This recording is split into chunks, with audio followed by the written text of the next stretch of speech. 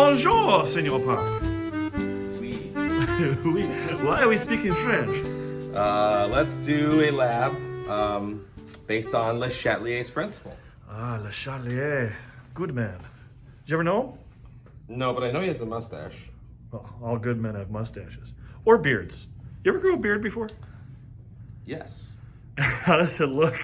It looks like this. All right. Looks like we got a few things set up here. We got some copper nitrate solution. That's a pretty solution. We have some iron nitrate, potassium cyanide, thiocyanate rather. Cyanide would be bad.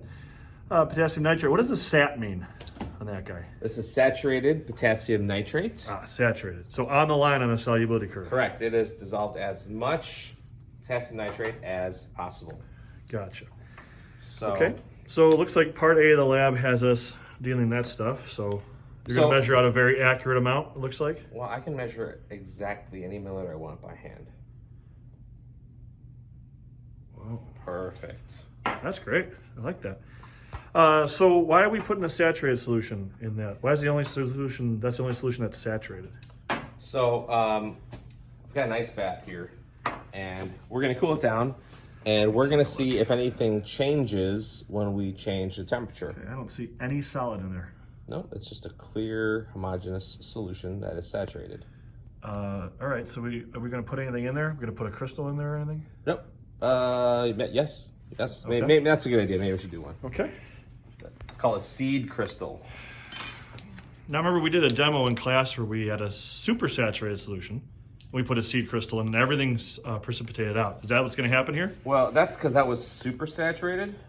This is just saturated, so I'm just going to put a smidgen. All right, let me focus in case it's really cool looking. Wow. Okay, let's see. Put it in there. Oh, nothing happened. Well, it's just sitting there right now. So it's there. It's not really dissolving because remember, this is already a saturated solution. Okay. So I'm just going to cool it. And this is going to take like 10 minutes, so we'll have to come back to this. All right, so we're going to let that go. We'll check in occasionally on that guy. We'll let it sit there in the ice water for a few minutes, about 10 minutes or so. Okay.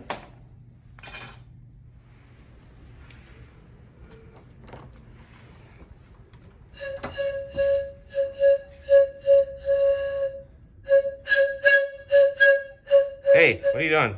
Oh, I was just cleaning the test tubes were a little wet, so I was blowing on them to... That's how you clean them? I brushed my teeth this morning. It's fine. You like my outfit? Very nice. Thank you. Okay, so part 2 of the lab, part B, we're going to test the common ion effect. And so what we're going to do is we're going to build ourselves a solution made from iron 3 nitrate and potassium thiocyanate.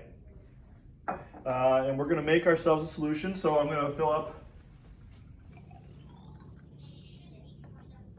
about 45 or so milliliters of deionized water. And then it calls for 2 milliliters, right, Mr. Park? 2 milliliters of each. No, I'm not as good as you, so I can't just eyeball it like you did. So I'm just going to go ahead and measure out.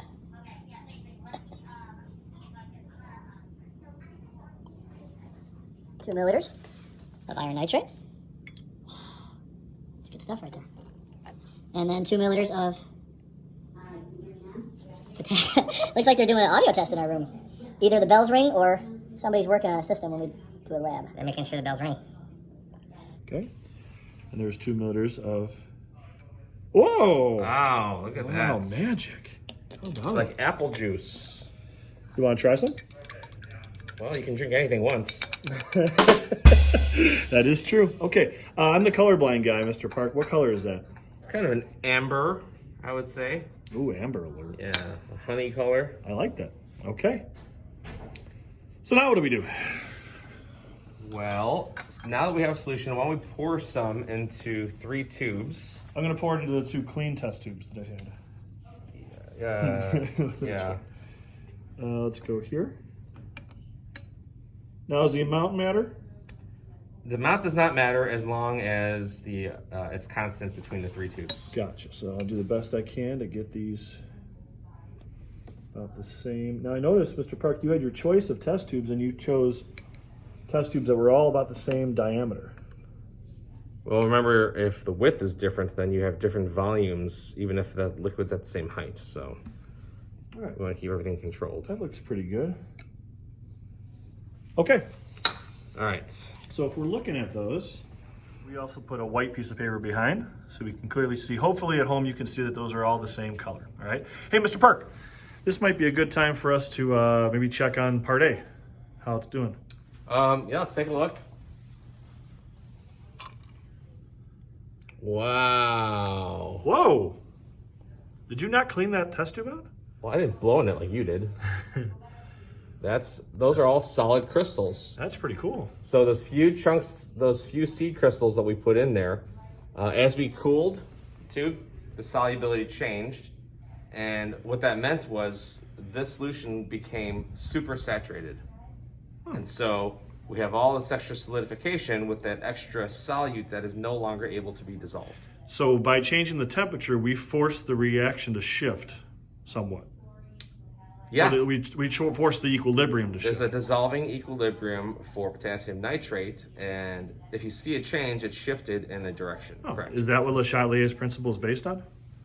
Yeah, system will respond to any kind of stress by trying to shift in a direction that undoes the stress. Okay, very cool. Hey, is there a part of that's a pretty good result. Is there another part to part A? I think it just says to warm it up. All right, we could probably go ahead and do that then. We'll just stick it in the test tube rack and we'll let it warm up over the next few minutes. See what happens. Did you get a zoom close up? I did. It's pretty cool. Reminds me a little bit of like Superman's home. His, what's it called? The Fortress of Solitude? I know you know the answer to that. That's pretty cool. I like that. Is that Marvel or DC? That's DC. All right, so we are gonna put another stress on this system now. Now we have saturated solute, or we have a mixture of iron nitrate and potassium thiocyanate in here, and theoretically we're at equilibrium in the reaction between those two chemicals, the aqueous reaction. So what we're gonna do now How do we is, know they're at equilibrium? well, because I don't really see any sort of change happening anymore, and we know from history that these two will react in a reversible reaction and come to equilibrium. We actually know that. And so what we're gonna do now is we're gonna test to see if I can introduce a stress. And the stress we're gonna test on this is gonna be concentration. So this first test tube is gonna remain our control test tube. And what we're gonna do in the second test tube is we're gonna add 20 drops of the iron nitrate. And in the third test tube, we're gonna add 20 drops of the potassium thiocyanate. And we're gonna see what happens. So by adding more iron nitrate to tube 2, you are increasing the concentration of iron that's there. Yep, I'm putting a stress on it by increasing concentration. So 1, 2, 3, 4, 5, 6, 7, 8, 9, 10, 11, 12, 13, 15, 16, 17, 18, 19, 20. Okay.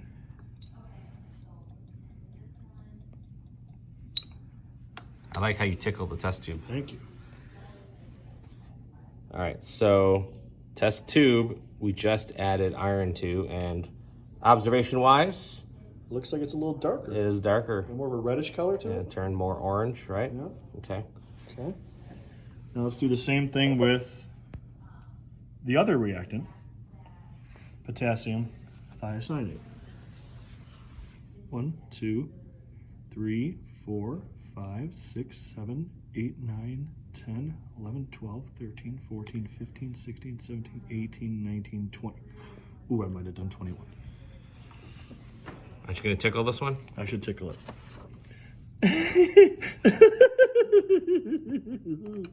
All right. All right. Looks like that one also got a little darker. So both tubes are definitely darker than the control. Uh-huh. What is that dark color from? That's probably something we should talk about. The color is from the ferrothiocyanate ion, which is, well, orangish in solution, right? So Ferrothiocyanate ion. Is that in our lab somewhere? I believe we gave the reaction. Aha. So in the intro of our lab. So effectively, right, the nitrate and the potassium are just spectator ions. They are not reacting. Right, correct? so it's just the iron and the thiocyanate ion, which is Fe and SCN, reacting, and they're creating this other ion in the products. Right. And that's what gives it the red color. Right. So we could probably then, we would know which way the reaction shifted by whether it got more reddish or less reddish. That's a good term. You should be able to by being able to tell whether an arrow points left or right. Yeah. Okay.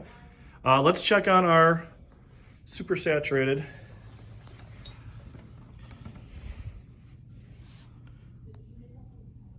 Okay. Maybe you could put that in your hand and warm it up.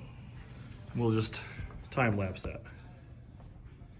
Really gonna record this, me holding this for 10 minutes?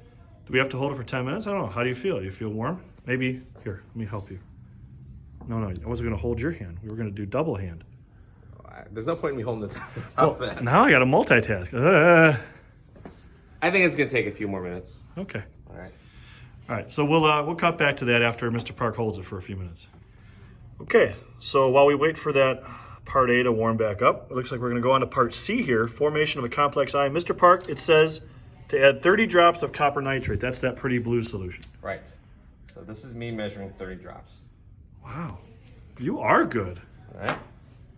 Man. How can I get as skilled as you in lab? You know, sometimes you just can't teach things. Yeah, just born with it. That's right. Maybe it's Maybelline. All right. All right, so what are we gonna do this? All right, so this is 9 molar ammonia. Ammonia is what we call a base. That's nasty stuff right there. Well, you know, in a diluted form, you use this to clean your floors. It's like in Mr. Clean, it's in Windex, things like that. 9 molar, that's... Oven cleaner. That's pretty strong. So, I'm gonna record what happens when we take a drop. Just 1 drop? Right. It's that strong? Well, just...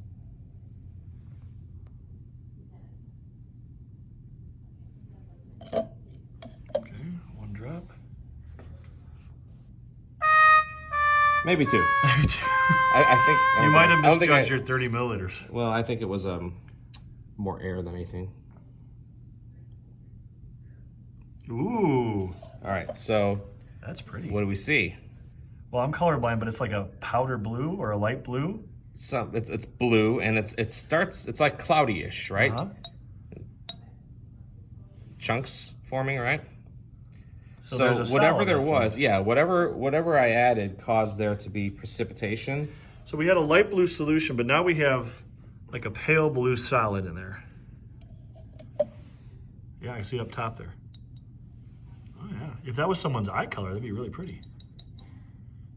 Okay. So by adding a little bit of ammonia, we get a solid. So we need to think about why there would be a solid. Now, we studied solubility rules. We know that things precipitate when there's certain combinations of ions. Okay. So maybe in the lab, we should look and see if there's an equation that shows ammonia forming some kind of ion, right? And that ion would precipitate possibly. So I see here, this NH3 would be the ammonia. Okay, and the copper, there's hydroxide. Oh, okay, so maybe there's some sort of precipitate in that process. Okay, Yeah, it's I a get it. two-step, right? 2-step process, I like it. All right, so now I'm gonna add a whole lot more ammonia. Ooh, And whenever you add an excess of a certain ion, it tends to form what is called a complex ion. okay. And complex ions often have very different properties than regular solutions. So, note So the we color. should just, I should just expect to see more of the same solid. Maybe, maybe not. Whoa, So that's definitely different. it's still cloudy though, right? Yeah, But very this cloudy. is actually not the end that we want. We need a little bit more. Oh, that's beautiful.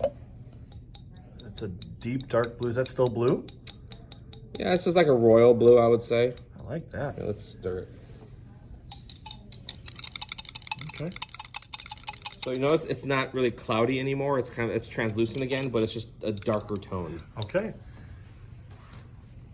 So now we're here at reaction 3, and by putting excess ammonia in, we produce this complex ion right here. Okay.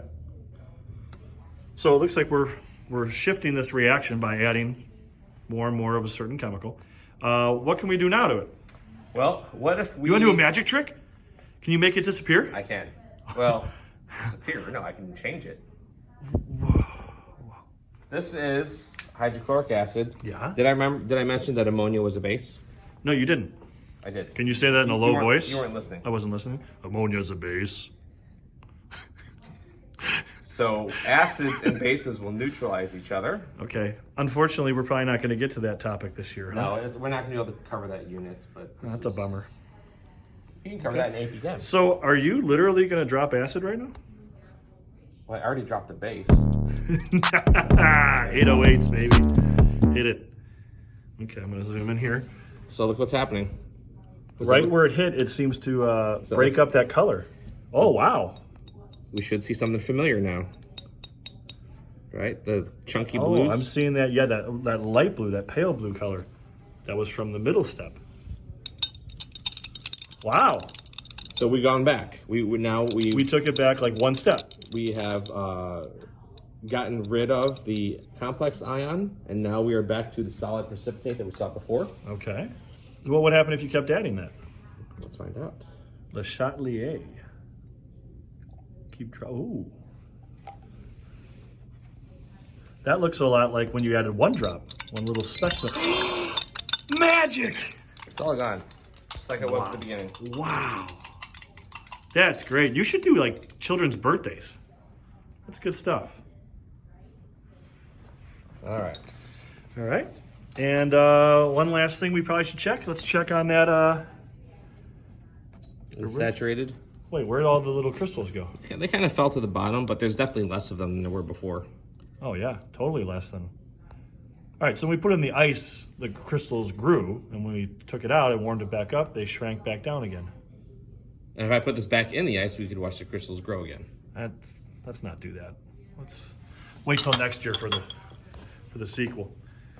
All right. Well, that was great, Mr. Park. Thanks for helping us out. Thanks for coming. All right. Toodles, everybody.